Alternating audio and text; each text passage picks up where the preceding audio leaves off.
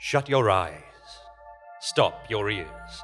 Throw up what defenses you can. They will not be enough. Time slips away, and impermanence is the only constant. The most we can hope for is to meet our fate with dignity, to face our end with grace, and squeeze some fragment of meaning from our existence, to find beauty or significance at the moment when we realize that, at long last, we have arrived at the unseen hour.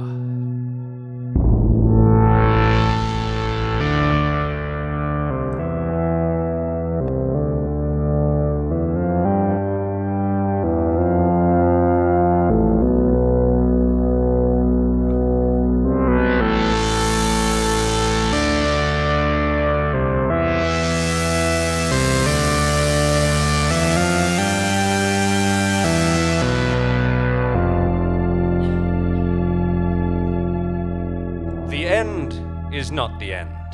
We constantly seek meaning in a chaotic and complex universe to resolve a reality beyond our comprehension into our facile categories, as if we could ever understand, as if we mattered, as if our feeble struggle could make a difference. A delusion firmly held by one broad-shouldered horror novelist, fourth class, as he trudges up a shingle driveway towards a looming mansion on a hill. Now, let's see here. Dear Mr. Strideforth, extend this invitation. Great admirer of your work, naturally. Looming Mansion, 4:30 p.m. Fashionably late. Excuse me? Who's there? Stay back! I'm easily frightened. Hello there. Are you heading to... Oh, it's you.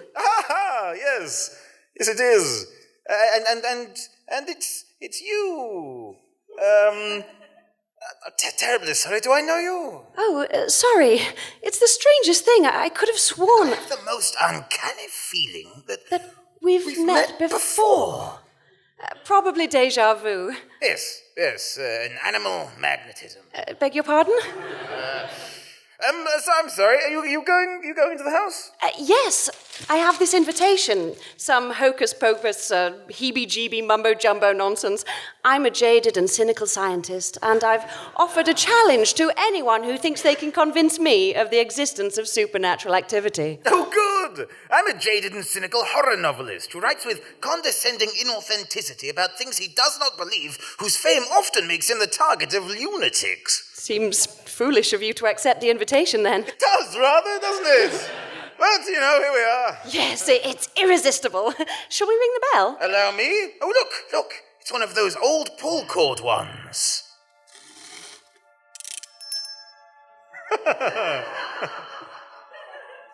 How quaint. Atmospheric. I suppose we should go in. What a spooky house. Echoey footsteps. Oh! Who's gone on? What? Where is it? I'm easily frightened. Who's there? Is somebody there? Yeah, watcher. Welcome to Looming Mansion. Nobody leaves. Oh no, this is already too threatening. Where are you? Who's talking? Mother? I'm the butler/operating systems of the house. An operating system? That's right. I'm an artificial intelligence. I control the lights, the doors, the central heating, the death traps, the gas and electricity. Wait a minute. I feel like one of those things was one more of the things than you should normally get in a house. Don't worry about it. I've alerted the master of your arrival. He'll be along shortly. Imogen, I think we should run away, not necessarily together, although I do think that would be nice, given our animal magnetism. Wait, how did you know my name? Your name, did I? You said Imogen. Is that your name? Yes, but... Well then, stop criticizing. Welcome! Yes, scream. You'll be doing a lot of that. He's a vampire wizard. Let's leave immediately. Agreed. Where has the door gone? Oh, yes. Let's ask the house, shall we? Featherstone, where has the door gone? I sealed all the exits, master. Oh my God, we're trapped! We're doomed! It's all over for us! That's right, you fools. Nobody leaves. Unless, of course, you can survive the weekend in this haunted house. Haunted? Yes. Yes. I think we can deal with a few so-called ghosts. She doesn't speak for me. I would like to make it clear that I'm profoundly humbled. I've seen the errors of me ways, and I would very much like to go home now, please. And to sweeten the deal, each of you stands to win £1,050,000. £1,050,000? Why not just $1 million? You don't want the extra 50? No, I didn't say that. It's just £1 million sounds a bit cleaner. Sounds a bit clear. Well, thank you for your input, Sean Parker. Which is Justin Timberlake's character from The Social Network, if you all remember that part, yes? Look, it's a tax thing, okay? And just for that, I'll take off £1. Making it £1,048,000. I don't think that... But anyway, it doesn't make any difference, for you will surely perish before this night is over. He's vanished. I knew it! A vampire wizard ghost! It's all true, I've been living a lie! Nonsense. It's just some parlor trick, you adorable imbecile. Why do I find his bumbling so appealing? Why do I find her patronizing scolding so appealing? Come along, Rufus. There's nothing to be afraid of. Let's find a way out of here. No, Imogen. Besides you, I feel prepared to encounter anything. This way! Ah! I wasn't prepared to encounter this! It's horrible! Oh, young man, don't look, I'm changing. Yes, I can see that you're changing. But changing into what? Didn't you read the sign on to doer? This is the werewolf wing, where we willowy werewolves wander woefully wearing wonderful wigs. She's an alliterative lycanthrope. A painting with moving eyes. That's right, a ghost of an old-timey Cockney ancestor watching you spookily from up here on the wall. Ooh. Good scaring phlegm. Now, see here, you two are not scary or dangerous at all. Oh, that cuts deep. Yes, so do just tell us how to get out of here forthwith. All right, but I should warn you, we are like those riddles where one of us always lies and the other one always tells the truth, except we're wickeder and more devious, so both of us always lies. Right. Well, that seems simple enough. Yes, that shouldn't be a problem. Confident, are we? Go on then, ask away. All right. Which of these two doors is the way out? That one. Yup, that one. So we'll go through the other one. Yeah, exactly. Yeah. Goodbye.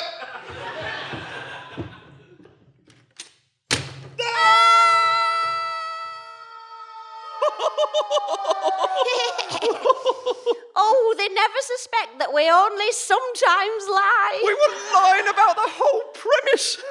Well, good luck to 'em, sliding down that greased monologue.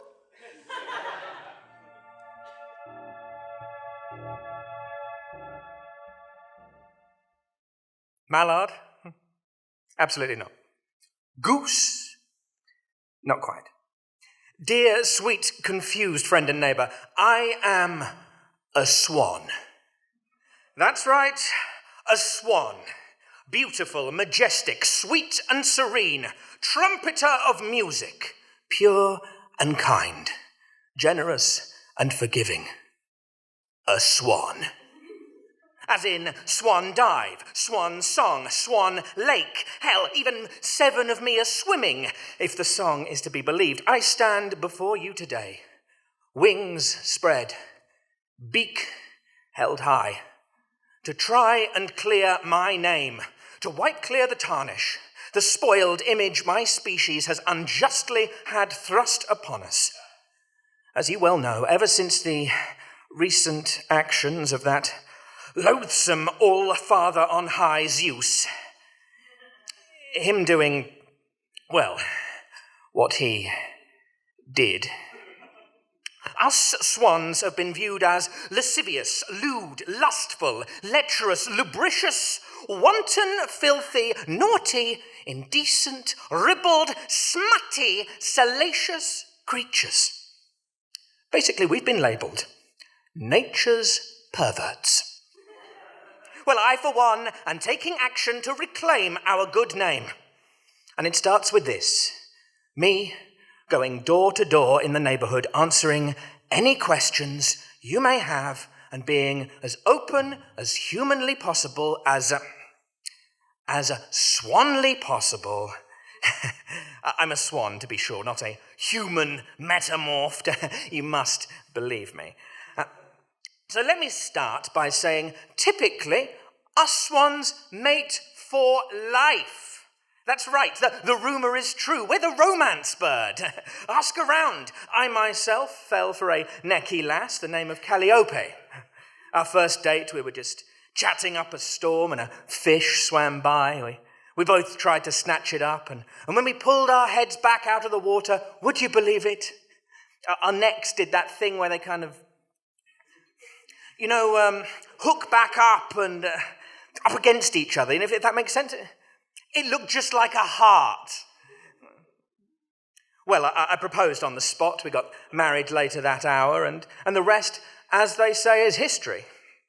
Is she with me here now? Well, no, I'm afraid not. Well, you see, we had some nesting problems. And actually, we did get a divorce, but we tried. We tried our damnedest. And that is what love's all about, right?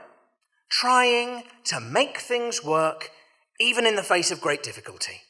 The intent was to stay together forever, even if the actual execution of it went awry. We're still friends. Mates for life, I guess you could say. No, wait, please. Don't shut the door. I swear, we're not perverts. Please, how can I prove it to you? Okay, I know. Look down here. Yeah? Look.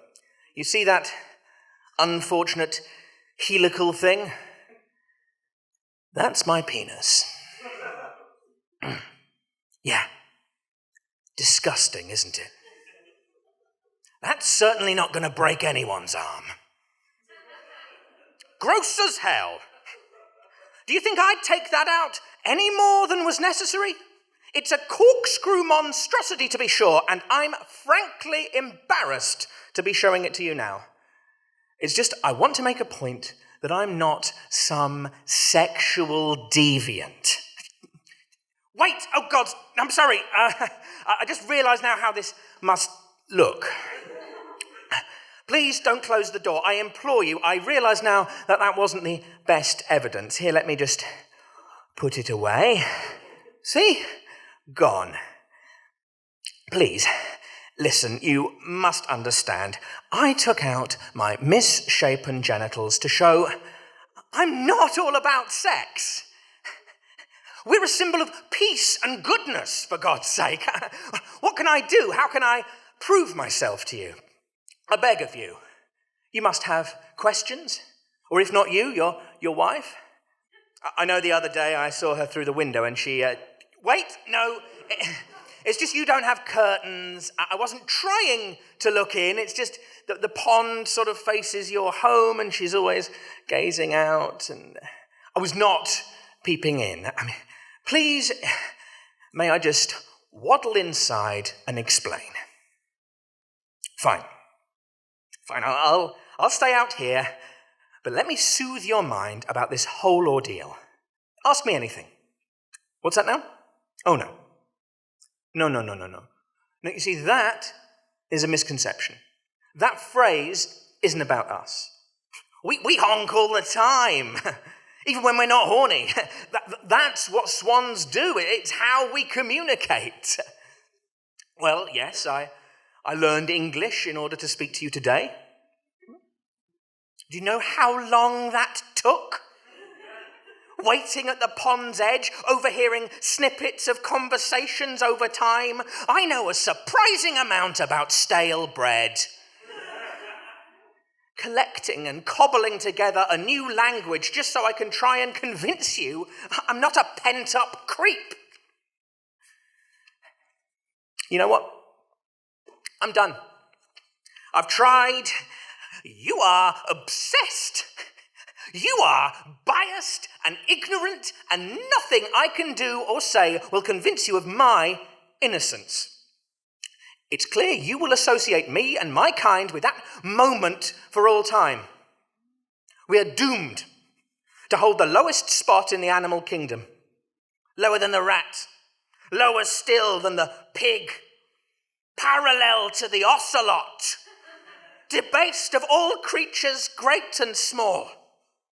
The swan is fated to be the most oogie of fauna. Yes, I will leave your doorway, and you will never see me again. I shall never look in your window again, nor overhear your conversations at water's edge. I will carry the guilt and shame of the gods' actions because you're too stubborn and uneducated to recognize the difference and appropriately place blame.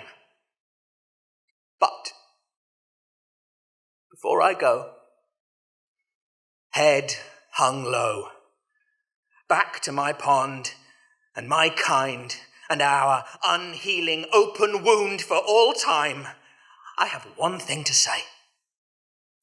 To ask, I guess. A question, really. It's only a fair one might say. Since you saw mine,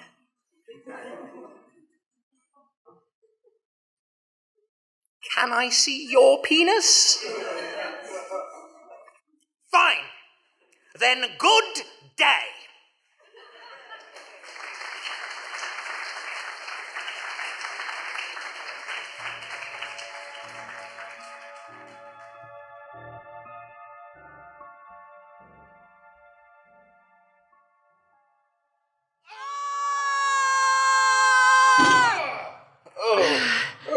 Rufus, is that you there? Oh, yeah. Hello. Yes, that's me. I can't see you. Yes, it is very dark, but don't be afraid. Afraid me? No. Ha, of the dark. No. I've got to get up a little bit earlier in the morning to pull one over on old Rufus and Strideforth. Perhaps we should find some matches or something. Yes. Rufus, since we met earlier today, I've had this strange sense that we've done all of this before. Not exactly this, but I've been remembering things. Hosting a chic society breakfast with you, leading you to the fountain of youth, being swallowed by a great yellow kraken. My God, you're right. With this sensory deprivation provided by this temporary darkness, I'm beginning to remember. We've done 46 episodes of this before. Really? I only remember 38. Let's not talk about that, or who I might have fallen in love with in those extra episodes. Yes, and the times it was more of a mother-son dynamic. The main thing is that we're trapped inside some hideous cycle of repeating fictions, if you can call them that. Probably for the entertainment or acting out the whims of some kind of extra-dimensional, self-referential villain, some foul devil tormenting us. Grick. Yes, probably Grick. And look, Imogen! I can't see anything, Rufus. It's still pitch dark. Oh, yes, sorry. Well, I'm showing you that I've found some matches and a candle. Now come, let us escape this house and this appalling narrative prison.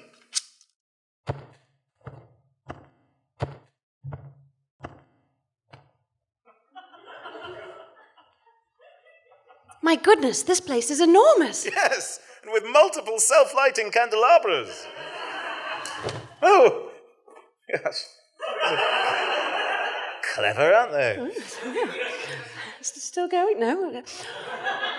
What a sumptuous banquet. Glazed ham, duck à l'orange, peppered steaks, honeyed carrots, trifles, and miraculously unmelted ice cream.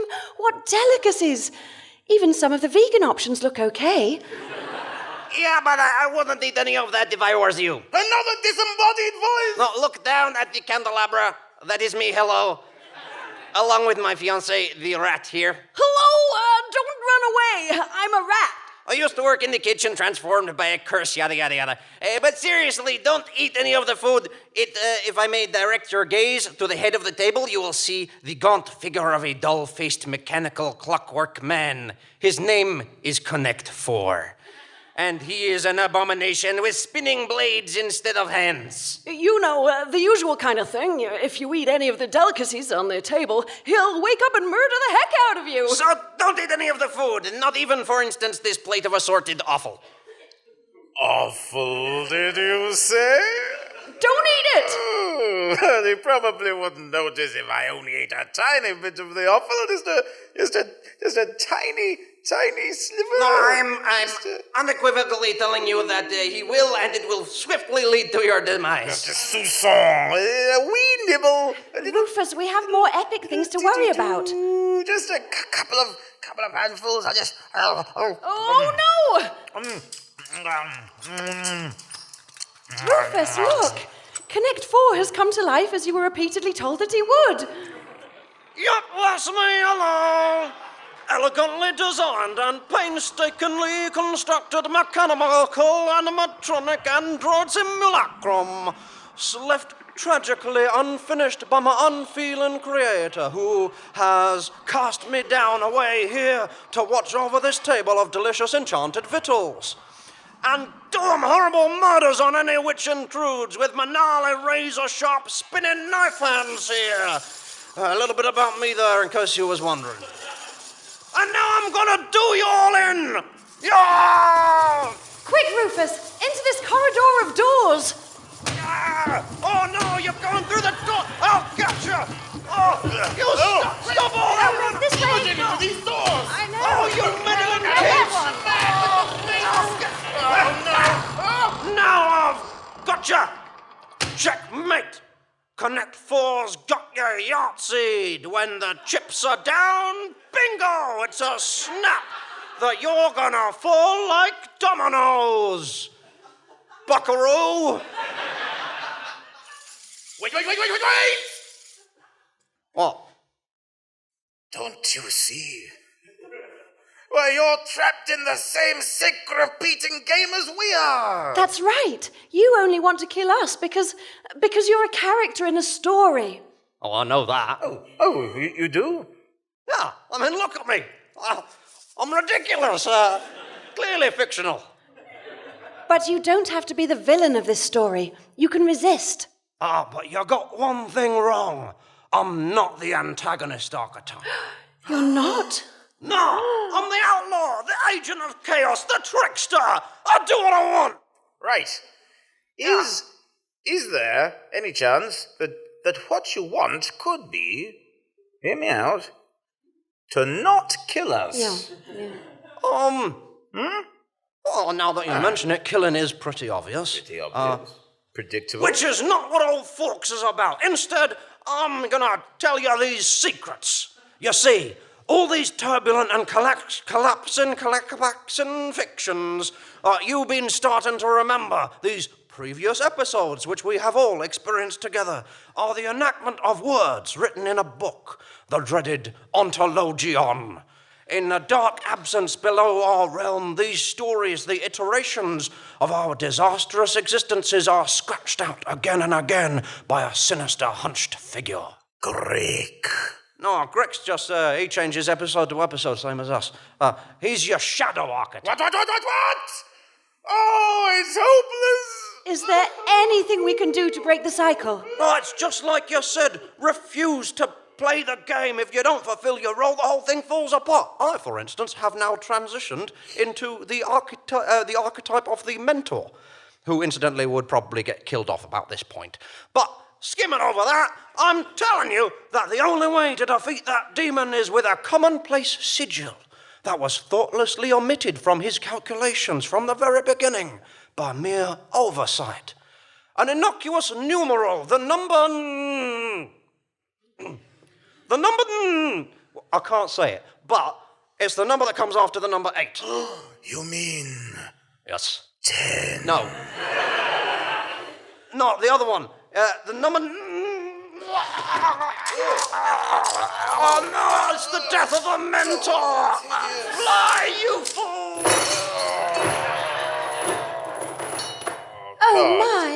is disintegrated into a disordered pile of sweet sonic maestro, Cajita.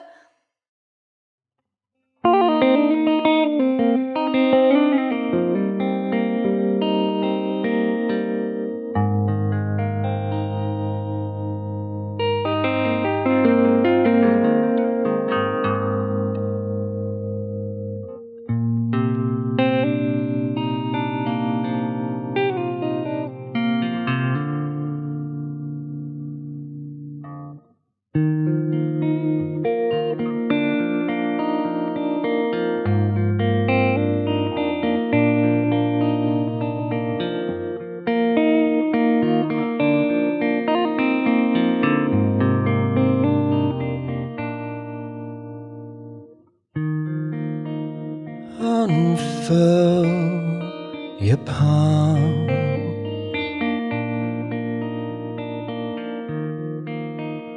This memory's a gold mine.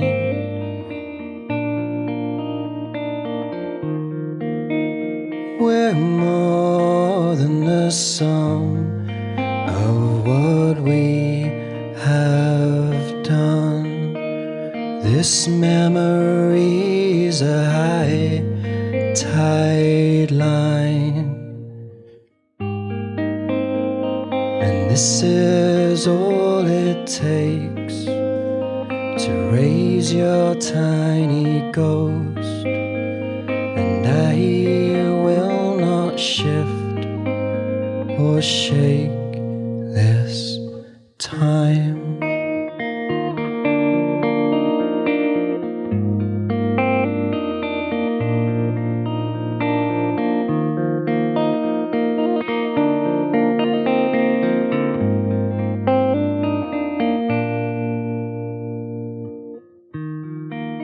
So trace your name across my belly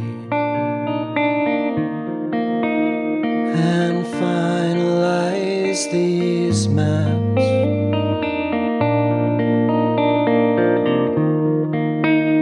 Round here the birds are singing all your songs.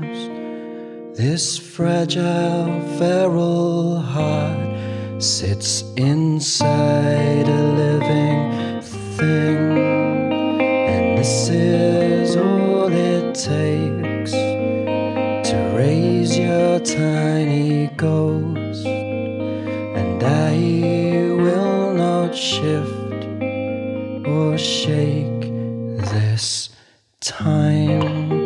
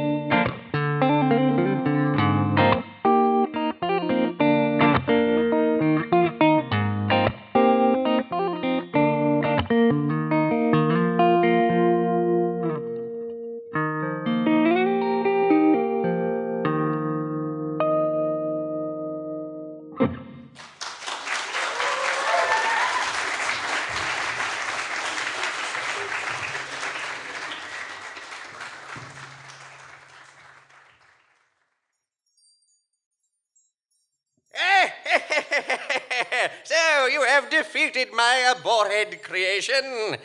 But oh, Strideforth, oh, Dr. Perch, your efforts are futile. You will never... Actually, if I could just stop you there for a moment. What? All of this is an illusion, a fiction. We've had a series of alarming realizations since we saw you. Essentially, we're all characters created by a mysterious force and trapped in a series of reiterating horror-adjacent radio dramas. What? No, you won't distract me with your circuitous meta-nonsense. That's all irrelevant to the established backstory that you are a pair of cynical skeptics who are about to meet your grisly demise in the basement of my haunted, cursed, and trap-ridden mansion. But please, Albert, think. Don't you remember? We've done all of this before. You've confronted Rufus as a winged monster from behind the sky, as an immortal Olmec chief, as a stand-up comedy promoter, a teenage bully, various mad scientists. No, what are you doing? You've got into my head. It's a trick. It won't work. You're trying to escape. We can all escape, Crick. We're not really enemies. We're the same, you and I. These are just the roles we've been cast in. But I feel such a need to destroy you both. What about my deep and haunting, irreconcilable spiritual emptiness? That hasn't really come into play in this episode. And it's a Subtext. part of your role. You can let go of it. Yes, does it spark your joy? My God, you're right. This whole scenario is just a collection of mismatched tropes and cliches. Many of them were. Whatever it is that imprisons us must be losing control or possibly running out of ideas, but more likely weakening as it tries to hold this brittle reality together. Wait a minute, is it just me, or is music rising and light dimming? And so, finding themselves hopelessly outmatched, trapped in a prison of crisscrossed realities which they cannot hope to comprehend, or even to remember, the three figments all lose the will to resist. Wait, stop! No, how? What have you? Quick! Rufus! Imogen! I've done it! I've broken into its space, the space below. The oubliette, this must be it. Take my hand, I can't hold on much longer.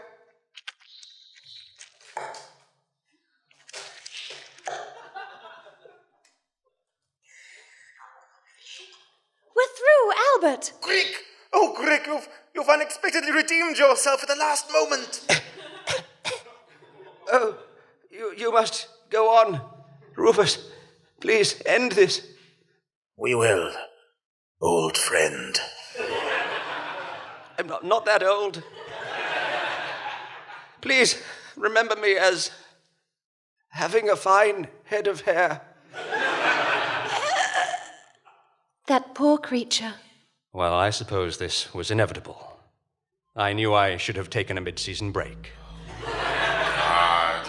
Imogen, what is that thing?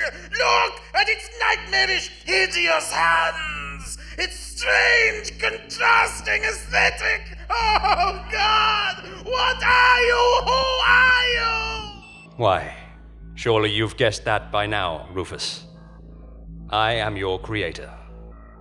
You've heard my name so many times. I am Olothet, of the Obscured Eye, editor of the Ontologion of the Outer Oubliette. I am Ooey-oo. There is nothing here beyond me, nothing here beyond this book, a book that contains us and exists with us, a book of absolute reality, a book whose words, once written, are truth. A book in which anything at all could happen. Anything, but not quite anything. Yes, anything. All that has occurred in these last 50 episodes or will occur in 1,000 more. There haven't been 50 episodes. No, there have been 40... There have been 49. Oh, no, the forbidden number!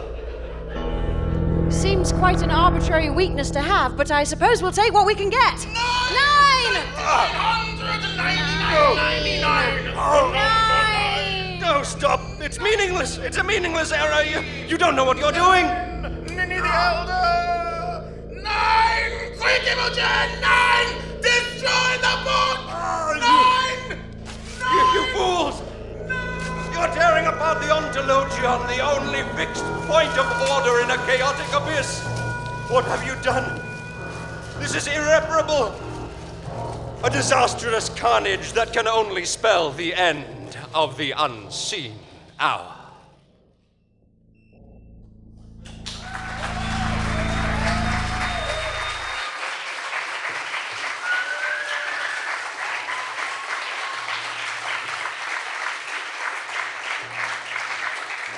We hope that every single loose end was tied up in The Unseen Hour, Episode 49, Escape the Fall of the Looming House on the Hill.